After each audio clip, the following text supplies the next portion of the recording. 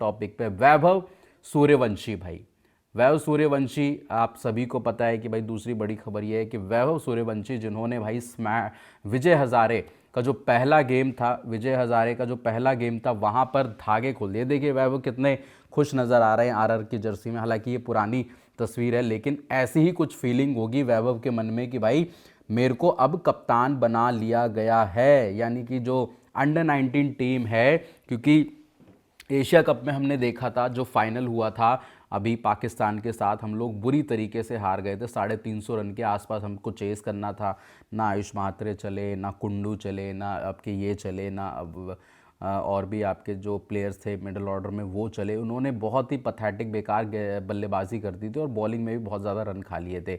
उसके बाद वहाँ पे बवाल हुए, झगड़े हुए, लड़ाइयाँ हुई, है ना, पाकिस्तान के प्लेयर्स और इंडियन प्लेयर्स के सामने कुछ चीज़ें आई और वहाँ पर गाली गलौज भी हुआ, हाथापाई भी हो सकती थी, लेकिन अंपायर वहाँ पर बीच में आ गए, सॉर्ट आउट उन्होंने वहाँ पे चीज़ें कर ली। इंडिया हार गया, कोई बात नहीं, लेकिन अब जो है वहाँ से वैभव सूर्यवंशी ने भाई विजय हज़ारे आए, विजय हज़ारे में उन्होंने पहले ही मैच में भाई रगड़ दिया सामने वाली टीम को और 190 रन बना दिए 84 गेंदों में। 36 बॉल में उन्होंने शतक लगा दिया था और उम्मीद ये थी कि यार यहाँ पे 200 भी सबसे तेज़ वो लगा सकते हैं। इससे पहले एन जगदीशन के नाम वो 200 है 112 गेंदों में आई थिंक, तो ये 90 के आसपास शतक टू 200 जो बोलते हैं 200 वो लगा सकते थे, बट वहाँ पर वो आउट हो गए। कोई बात नहीं। वहाँ से क्या हुआ कि आयुष महात्रे जो थे उनके उंगली में चोट लगी जिसकी वजह से वो टीम इंडिया से बाहर चल रहे हैं, तो इस वजह से उनको कप्तानी नहीं दी गई। आपके अंडर 19 टीम के वही कप्तान है, तो ये स्टैंड इन कप्तान के तौर पर वहाँ पर सीरीज़ खेलेंगे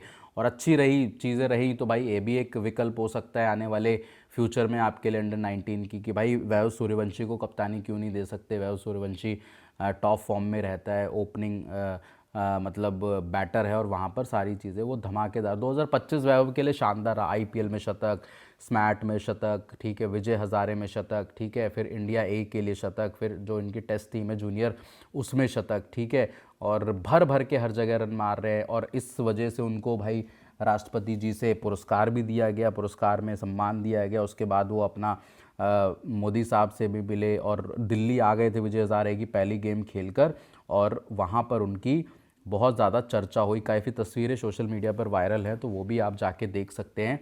तो वैभव के लिए उम्मीद ये है, अब लोगों को थंबनेल देख के ये लगा होगा कि भाई आरआर का न्यू कैप्टन पता लग गया है क्या, वैभव को आरआर का न्यू कैप्टन बना दिया। ऐसा नहीं है भाई। मैं जो बात कर रहा हूँ अंडर 19 टीम की जो इंडिया की है उसके कैप्टन आपके वैभव सूर्यवंशी बने हैं।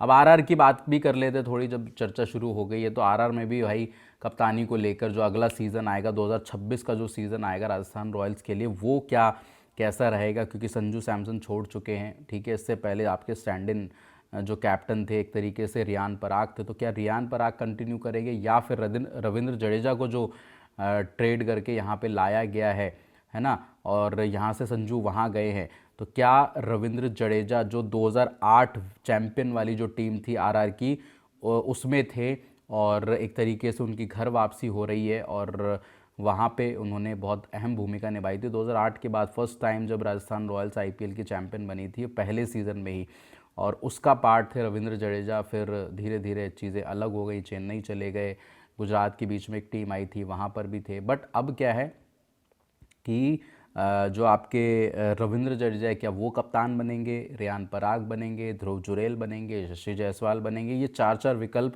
राजस्थान रॉयल्स में है। लेकिन रिपोर्टेडली ये बताया जा रहा है कि राजस्थान रॉयल्स के जो कप्तान बनेंगे वो रेयान पराग ही बनेंगे, ऐसा सुनने में आ रहा है। और ये भी वैभव सूर्यवंशी भी एक अच्छा विकल्प है इन फ्यूचर के लिए, मतलब अगर ये 2-3 साल अच्छी क्रिकेट खेलते हैं, बल्ले से धमाका करते हैं, तो आपके ना सिर्फ कप्तानी बल्कि इंडिया की मेन टीम में भी आ सकते हैं। कल आपको एक खबर भी बताई थी कि श्रीकांत जी हैं जो भारत के पूर्व क्रिकेटर, उन्होंने बोला है कि बस सचिन जब 15 साल की एज में आ सकते हैं, 16 साल की एज में आ सकते हैं, तो वैभव सूर्यवंशी क्यों नहीं आ सकते भाई, वो भी 14-15 साल के होने वाले हैं। 14 के तो वहीं 15-16 के हो जाएंगे आने वाले टाइम में, एक आध साल में, तो वो क्यों नहीं आ सकते इंडिया की मेन टीम में। और वर्ल्ड कप 2026 का हो सकता है ख़त्म हो, उसके बाद क्या वैभव की चर्चा हो, या आप बोलें कि नहीं भाई T20 स्क्वाड में इनको फटाक से डालो, तो ये सारी चीज़ें हो सकती है वैभव सूर्यवंशी के साथ। और ये बताता है कि वैभव सूर्यवंशी के जो दिन है वो कितने अच्छे चल रहे हैं, लगातार इंडिया के लिए वो बढ़िया करे। तस्वीर देखिए, वाह नीरज जी कमाल कर दिया आपने, तस्वीर देखिए जो उनको अवार्ड मिला था, है ना, हमारी राष्ट्रपति जी द्रौपदी मुर्मू जी से। और ये संडे जो अभी इवेंट जो गया है, जब विजय हजारे की पहली गेम थी और दूसरी गेम जो 26 तारीख वाली गेम थी, यानी कि परसों इनको दिल्ली बुलाया गया और पहली गेम खेलकर ये सीधा दिल्ली आ गए थे और यहाँ पे उनको सम्मानित किया गया। यंगेस्ट सिविलियन जो होते हैं उनके तौर पर उनको सम्मानित किया गया। यहाँ पर उनकी पूरी फैमिली मौजूद थी और कितना प्राउड मोमेंट है उनकी फैमिली के लिए कि 14 साल की उम्र में ये बच्चा धमाल मचा रहा है, ये बच्चा अपने देश का नाम रोशन कर रहा है, ये बच्चा बिहार का नाम रोशन कर रहा है कि भाई एक बिहारी सब पर भारी। तो इसी तरीके के नाम उनको टैगलाइन दिया जा सकता है कि भाई एक बिहारी सब पर भारी। तो ये वैभव सूर्यवंशी की काबिलियत है, ये वैभव सूर्यवंशी का वैभव है, ये वैभव सूर्यवंशी की ताकत है कि भाई हर जगह जहाँ भी वो जाते हैं छा जाते हैं। एशिया कप में भी उनके रन सबसे ज़्यादा थे, शतक भी था। फिर आपके इधर क्या नाम इमर्जिंग एशिया कप में भी उनके बहुत सारे रन्स थे। फिर जितनी भी सीरीज़ उन्होंने ओवरसीज़ खेली वहाँ पर भी शतक, रन्स दबा दबा के मार रहे हैं, भर भर के मार रहे हैं। और ये बताता है कि भाई ये सारी चीज़ें किस तरीके से ड्राइव कर रही हैं वैभव सूर्यवंशी के लिए। तो उनके दिन बहुत ज़्यादा शानदार चल रहे हैं और आने वाले टाइम में वैभव सूर्यवंशी का इंडिया में भी आपको जलवा देखने को मिल सकता है। ये देखिए मेडल भी उनको दिया गया, हमारी जो राष्ट्रपति हैं द्रौपदी मुर्मू, और उनके उनके उन्होंने मेडल से सम्मानित किया, एक अवार्ड था उससे सम्मानित किया। तो ये सारी चीज़ें हैं और बिल्कुल प्राउड मोमेंट है देश के लिए भी और सूर्यवंशी के लिए और आरआर के लिए भी, क्योंकि आरआर जब राहुल द्रविड़ थे, आप सभी को पता है, तभी वो आए भी थे। राहुल द्रविड़ की ही कृपा से वो पिक भी हुए थे और उन्होंने उम्मीद जो थी आरआर को उन पे खरे भी उतरे। गुजरात को आपने देखा था भाई, शुभमन गिल को कितना गंदा मारा था उन्होंने, उनकी टीम को, गुजरात को शतक मारा था जिसमें ना राशिद खान को कुछ समझते हैं ना या किसी बड़े तेज गेंदबाज को कुछ समझते हैं, सबको उन्होंने रख रख के वहाँ पर मारा और तेज़ तरार शतक मारा। हालांकि वो मैच ठीक है, बढ़िया रहा, देखने में मज़ा आया और ऐसा लग रहा था कि भाई राजस्थान शुरुआत से अगर इस लाइनअप के साथ उतरती तो शायद से वो जीत भी जाते, लेकिन बहुत देर हो गई थी, इनको लेट भी मौका मिला। लेकिन जब मौका मिला तब इन्होंने अपने आप को प्रूव किया।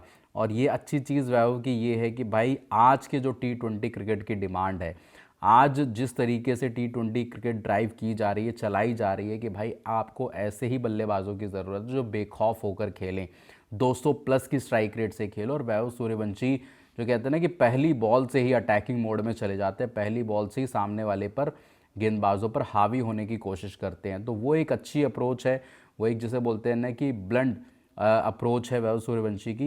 ये जिस तरीके से खेलते हैं वो उनके लिए प्लस पॉइंट है और इसी के लिए वैभव जाने भी जाते हैं। सोचिए अगर वैभव और अभिषेक शर्मा आपके दोनों T20 की गेम्स इंडिया के लिए ओपन करें तो कितना डेडली ये कॉम्बिनेशन हो सकता है, कितना डिस्ट्रक्टिव ये कॉम्बिनेशन हो सकता है। और सामने वाली टीमें कांपेंगी इन दोनों से कि भाई ये कहाँ से आ गए, लेने के देने पड़ जाएंगे। और ये अगर 10 ओवर खेल गए ना दोनों क्रीज पे, तो फिर आप देखो 400-500 बोर्ड पे आपको टंगे हुए